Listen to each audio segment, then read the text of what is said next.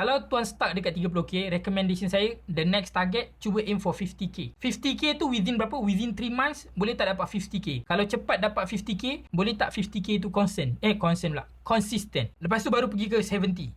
Baru pergi ke 80, 90. Boleh tak consistent? Baru pergi ke 100. So, apa yang tuan perlu buat? Saya nampak tuan dah ada product focus. Tuan punya identity profile saya nampak dah kemas, tapi perlu perbanyakkan konten. Dan last but not least adalah baru fikir nak buat iklan. Kalau tuan nak buat iklan, platform mana yang tuan kena pergi? Saya recommend tuan buat dekat Meta, FBIG dan TikTok. Tapi recommendation saya, since tuan baru nak buat iklan, tuan kena run at least minimum amount 30 ke 50 ringgit macam tu. Run iklan. Tuan try both. Nombor 1, tuan try awareness. Kita tengok benefit daripada awareness ni, adakah orang walk in datang.